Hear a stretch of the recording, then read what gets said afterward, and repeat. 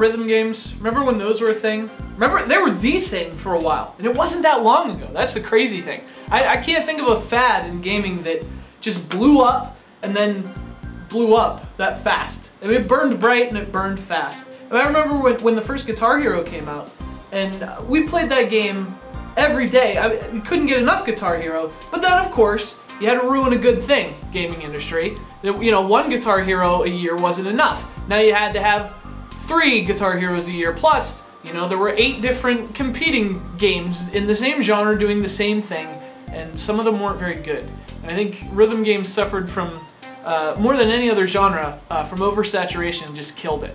And, you know, I played a game last week, the review is up right now on Classic Game Room, that playing it now, you know, it came right at the peak of rhythm game mania, and it's really a window into why rhythm games went away as quickly as they did. It is not good. And playing it, it was like, sort of like an autopsy report of the rhythm game genre.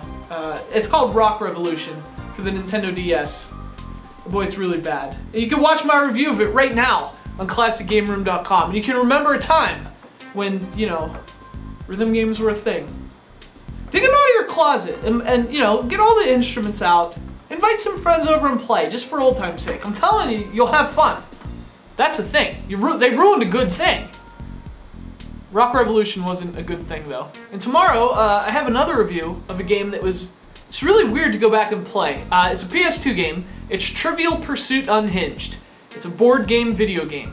And you know, traditionally those aren't that great. It's really hard to replicate the full board game experience and how much fun that is on a video game. It's just not quite the same thing.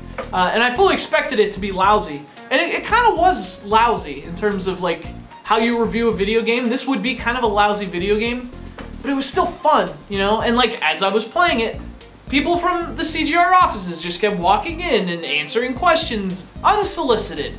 You know, as if I needed their help. A-holes. Yeah, I'm talking to you! Guys. It's Trivial Pursuit Unhinged. It was fun. It was a fun game. Even though it's not a very good game. And TJ also has a review tomorrow of a PC game called Bob Came in Pieces. So you're definitely going to want to check all those reviews out today and tomorrow over on ClassicGameroom.com. And then Friday, you know, I'll talk to you Friday about what we have in store for the weekend. As always, we got some big reviews coming up this weekend, and it's all happening on ClassicGameroom.com.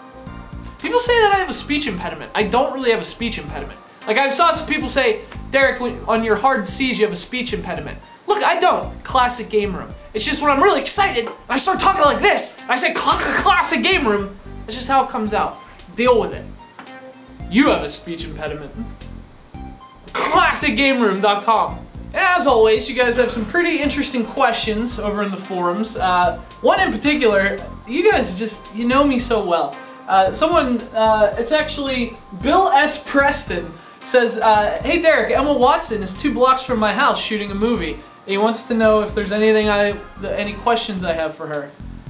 I have so many questions. Although, you know, this is a true story. This question and the creepiness of it is a great opportunity for me to share with you guys a story. I mean, by now, if you've been watching the show, you know I have sort of kind of a mega crush on Emma Watson. I mean, look what's on my desk. I mean, it gets kind of weird around here, and I reference her even when it's not needed in a video game because it's what's on my mind most of the time. So yeah, I know it's weird, but you guys will love this. It was actually set up. I was supposed to meet her a couple years ago. She was in Pittsburgh filming a movie, and I knew a guy working on the set, and he talked to her and said, hey, Emma, a friend of mine is a really big fan who would love to meet you. She's like, yeah, have him come by. Everything was set up for me to meet Emma Watson. And from there, who knows what would have happened, you know? And I chickened out. I didn't go. I totally cowered out. I mean, and you'd think it's a decision that I look back and regret, but I don't know that I do, because like, what would have happened? Like, what would you guys think about it for a second? What would I have done had I met Emma Watson? You know, there's really no positive outcome that could have come from it. Either I would have had a heart attack and died, or I would have gone to jail for some reason. You know, yeah. There's just either that or she fell madly in love with me, and that would cause problems because then, you know, she had, you know, careers and stuff, you know? I just didn't see a positive outcome, so... Also, I'm a huge pussy, and she puts the fear of God in me. And I kind of like it. Anyway, now I'm all verklempt. I can't really continue, so we're gonna call it quits for today. Plus, I have some games I have to go review. Some lousy Game Boy Advance games. You'll see those in the coming weeks over on ClassicGameRoom.com. And actually go over there and watch all the reviews I just told you about. And ask questions in the forums and sign up and do all the weird stuff you can do. It's so weird over there. It's like a pub with arcades that... It's a website. ClassicGameRoom.com. It's a website.